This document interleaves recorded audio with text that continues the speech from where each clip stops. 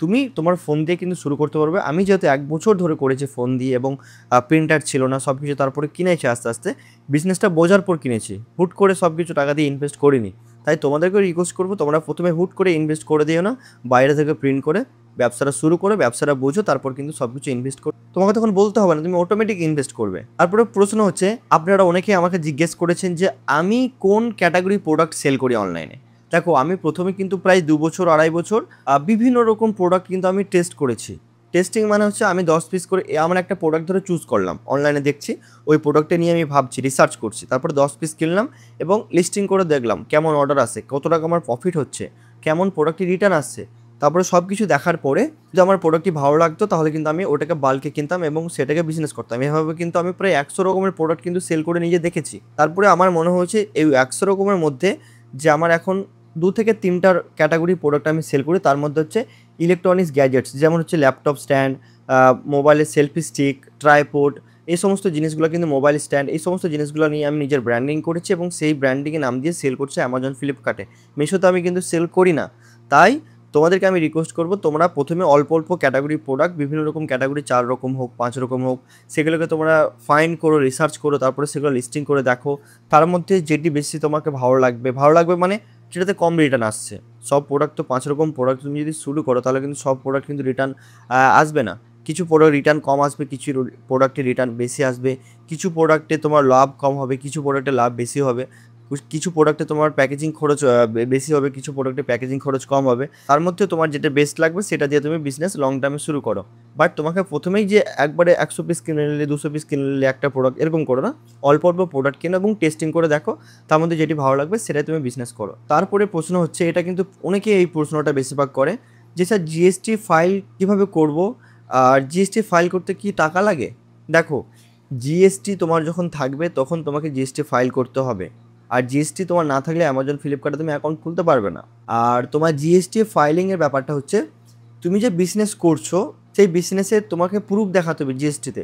ধরো আমি অ্যামাজনে ১০,০০০ টাকা সেল করেছি, তো আমি যদি অ্যামাজনে ১০,০০০ টাকা সেল করি সেটাকে কিন্তু জিএসটিতে দেখাতে হবে। আমি অ্যামাজনে ১০,০০০ টাকা সেল করেছি সেটা তোমাকে জাস্ট জিএসটিতে দেখাতে হয়। এই জন্য কিন্তু কোনো টাকা লাগে না। কিন্তু তোমার যে জিএসটিটা ফাইল করে দিচ্ছে, আমার একটা বাংলায় কথা বলো না যে আমার দোকানের মধ্যে অফিস খাতা সারার জন্য লোক আছে, তো সেরকমই তুমি যে বিজনেস করছো তার যে কত প্রফিট হচ্ছে, কত সেল হচ্ছে এবং কী কী প্রোডাক্ট সেল করছো সেগুলো তোমার, যেহেতু অ্যামাজন, ফ্লিপকার্টে তো থাকবে, তার একটা রেকর্ড থাকে। তুমি যে প্রোডাক্টগুলো সেল করছো সেই রিপোর্টটা নিয়ে কিন্তু জিএসটিতে সাবমিট করতে হয় এবং জিএসটিকে দেখাতে হয় যে আমি এই প্রোডাক্টগুলি সেল করছি, এত আমার সেল হয়েছে। এর জন্য তুমি যদি নিজে কাজটি করতে পারো তাহলে কিন্তু তোমার কোনো টাকা লাগবে না। আর ধরো তোমার কাজ আমি করে দিচ্ছি, তাহলে কিন্তু আমি তো টাকা নেবই। সেরকম তোমার যে ফাইল করবে সে কিন্তু তোমার কাছে টাকা নেবে। কেউ ২০০ টাকা নেয়, কেউ ৫০০ টাকা নেয়, কেউ ৩০০ টাকা নেয়।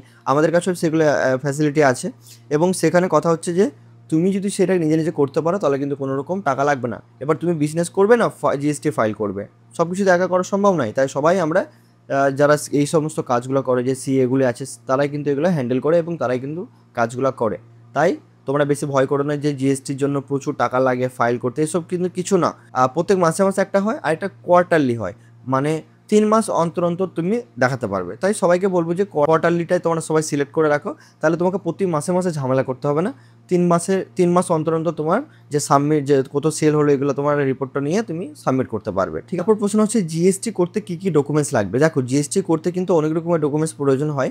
যেমন তোমার আধার কার্ড, তোমার প্যান কার্ড, তোমার ব্যাঙ্ক অ্যাকাউন্ট। তারপরে তুমি ধরো একটা বিজনেস করছো, সেই জায়গায় তুমি তো একটা লিগাল বিজনেস করছো, মানে কি কোনো একটা জায়গার উপর করছো।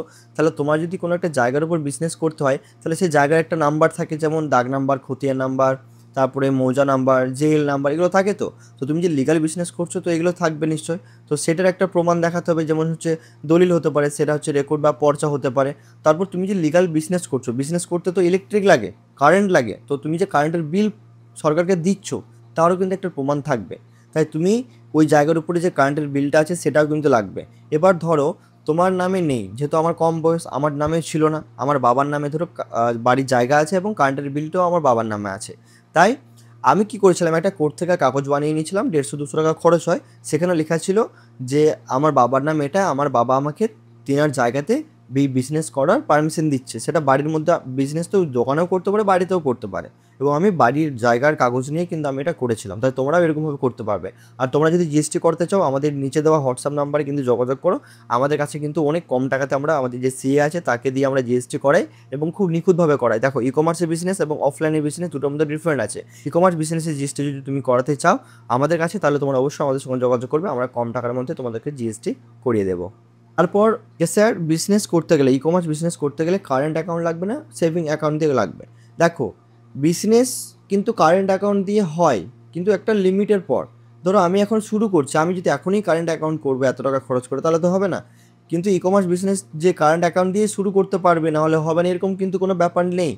তুমি সেভিং অ্যাকাউন্ট দিয়ে শুরু করো। আমি কিন্তু 1-1.5 বছর সেভিং অ্যাকাউন্ট দিয়ে বিজনেস করেছি, তারপরে কারেন্ট অ্যাকাউন্ট করেছি। ওখানে কিন্তু কোনো রুলস নেই যে তুমি জিএসটি করতে গেলে তোমার হচ্ছে কারেন্ট অ্যাকাউন্টই লাগবে। সেভিংস অ্যাকাউন্ট দিয়ে তুমি জিএসটি করতে পারবে, বিজনেস শুরু করতে পারবে। কিন্তু তুমি যখন অনেক টাকার ট্রানজ্যাকশন করবে, প্রচুর অর্ডার আসবে, তখন তোমাকে অটোমেটিকলি সেটা কারেন্ট অ্যাকাউন্ট করতেই হবে। তাই নর্মাল যারা তোমরা শুরু করছো তারা কিন্তু সেভিংস অ্যাকাউন্ট দিয়েই শুরু করতে পারবে, কোনো চিন্তার কারণ নেই। তারপরে প্রশ্ন হচ্ছে লিস্টিং করার কতদিনের মধ্যে অর্ডার আসবে। দেখো, তুমি একটা প্রোডাক্ট হোলসেলে কিনেছো, সেটাকে অ্যামাজন, ফ্লিপকার্ট, মিশো 3টে প্ল্যাটফর্মে লিস্টিং করেছো।